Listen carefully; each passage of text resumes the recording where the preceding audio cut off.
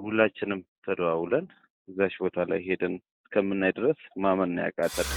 እሱ እዛው ቀርቶ እሷ ቤቷ ቁጭ ብላ እሱን ስትጠብቀው ያለው አዘን በጣም ከፍተኛ ነውና እሷን ደግሞ ጠርቷት አይጠግብም። እውነት ለመናገር ማለት ነው በጣም የሚሳሳላት በጣም የሚወዳት ናት። ትንሽ ህመም አለኝ እያመመኝ ነው ተብሎ ነበረ አባቴ ይመጣል ምናምን ብላ መናገሯ በጣም ያሳዝነኛል እውነት ለመናገር።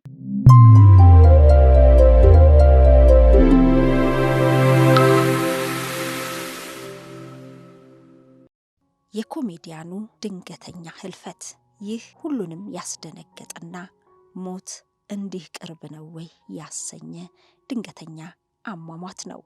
ኮሜዲያን ወንደሰን አውራሪስ በድንገት መጣሁ ብሎ ልጁን ተሰናብቶ ህመም እንደገጠመው ቢያውቅም ግን ደግሞ ከልጁ ጋር እስከ መጨረሻው እንደሚሰነባበት አያውቅም ነበር።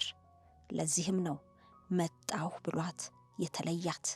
የ9 ዓመት ልጁ መጣሁ ያላት የአባቷን ቃል እየጠበቀች የታል ትላለች አሉ።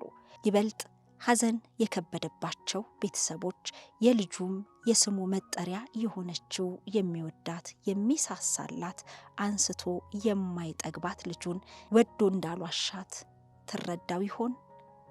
ደጅደጁን እያየች አባቴ እመጣለሁ ብሎኛል ብላ እየጠበቀች ልጁን ከዚህ በኋላ አይመጣም አባትሽ ዋሽቶሻል በዛው ነው የቀረው የሚለውን በምን ቃልና እንዴት ትረዳው ይሆን? በልጅነት አይምሮዋ ልትቀበለው አልቻለችም። የ9 ዓመት ልጁ በመሪር ሐዘን ውስጥ ነች። እሷ ብቻ አይደለችም። መላ ቤተሰቡ፣ የሙያ ወዳጆቹ፣ ባልደረቦቹ እንዲሁም ደግሞ አድናቂዎቹ በጠቅላላ የኮሜዲያን ወንደሰን አውራሪስ ድንገተኛ ህልፈት እጅግ አስደንግጧቸዋል። ማመን አቅቷቸው ገሚሶቹ ወደ ሕክምና ተቋም፣ ገሚሶቹ ደግሞ ወደ መኖሪያ ቤቱ ነበር ያቀኑት። ግን ይህንን መሪር ሐዘን ሊያውቁት እውነት መሆኑን ሊረዱት ግድ ነበርና ኮሜዲያን ወንደሰን አውራሪስ በድንገተኛ የልብ ህመም ማለፉ እጅግ አሳዛኝ ነው። በተለያዩ ፊልሞች የኮሜዲ ስራዎችና እንዲሁም ደግሞ በድርሰትም የሚታወቀው ኮሜዲያን ወንደሰን አውራሪስ ለታላቁ የኢትዮጵያ ህዳሴ ግድብ በ8100 አጭር የጽሑፍ መልእክት ሲደረግ ለነበረው የገቢ ማሰባሰቢያም የተለያዩ ኮሜዲ ይዘት ባላቸው የጋራ ስራዎች ላይ በነበረው ተሳትፎ የሚታወስ ታላቅ አርቲስት ነበር።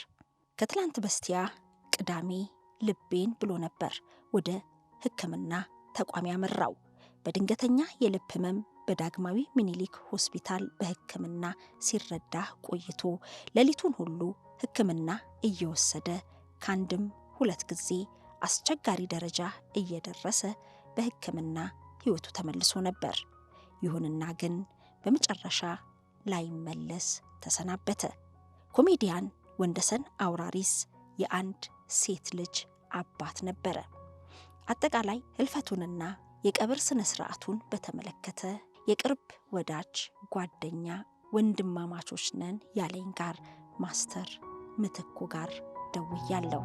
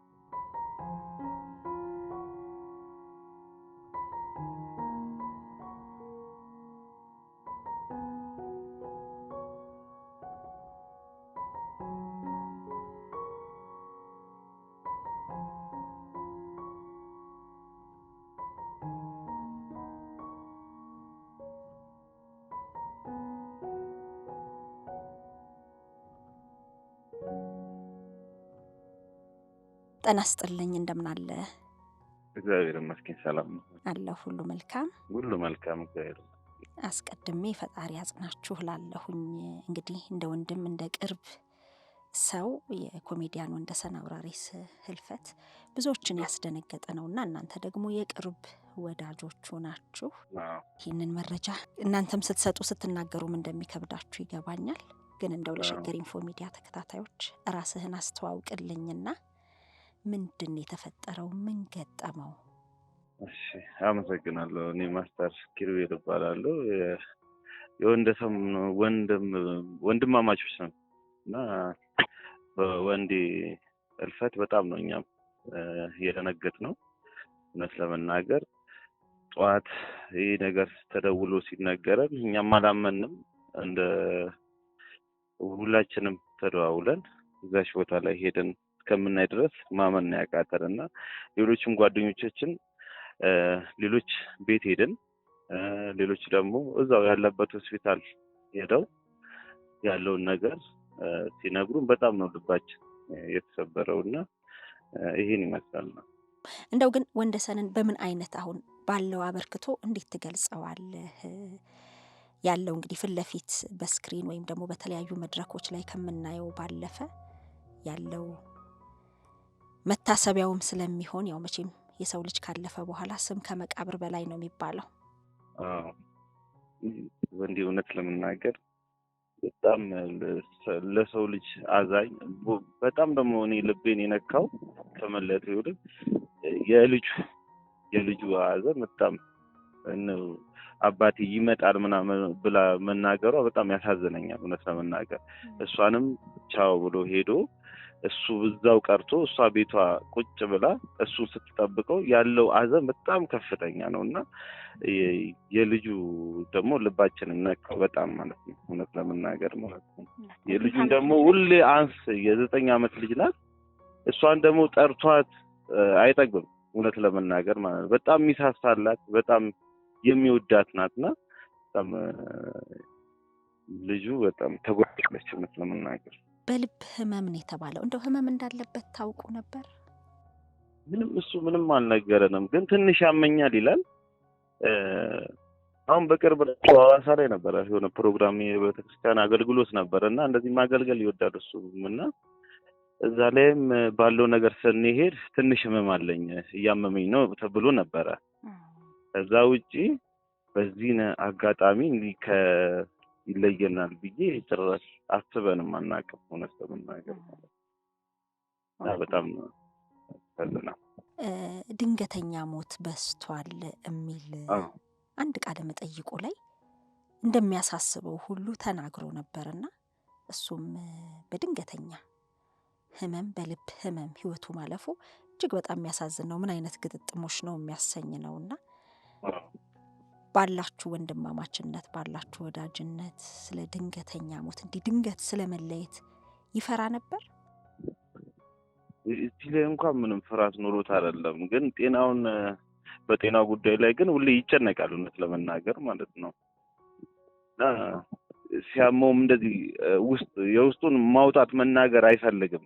እሱ ነው አሁን እሱ የጎርቶት ከአጠገባችንም እንዲለይ ያደረገው ማለት ነው። እና ያለውን ነገር ቀርሞን ነግሮን ቢሆን የተሻለ ነገር ተደርጎለት ቢሆን የመስረፍ እንትኑ ከፍተኛ ነው ብያለሁ። አሁን ከህልፈቱ በኋላ እንግዲህ ትላንትና ነው ህልፈቱ የተሰማው። ወዳጆቹ አድናቂዎቹ እጅግ አዝነዋል፣ ደንግጠዋል። የቀብር ስነ ስርዓቱን በተመለከተ ምን አዲስ ነገር አለ? መቼ ነው የቀብር ስነ ስርዓቱ የሚደረገው? የቀብር ስነ ስርዓቱ አሁን እህቱንም እየጠበቅን ነው። እህቱ መታ ነው የተባለው እና ዛሬ ይታወቃል ብለን እንገምታለን ያለውን ነገር ማለት ነው። ሀገር ውስጥ አይደለችም? አዎ ከሀገር ውጭ ናትና እሷ ትጠበቃለች። ያለው መረጃ ነው እስካሁን ባለው ማለት ነው። አዲስ ነገር ካለ ደግሞ አሳውቅሻለሁ። መልካም እሺ። በጣም ነው የሚያሳዝነው በእውነት። እግዚአብሔር ያጽናችሁ፣ እግዚአብሔር ያጽናት። አሜን። እሷንም ሁላችሁንም እግዚአብሔር ያጽናችሁ። አመሰግናለሁ ወንድሜ። እሺ አመሰግናለሁ።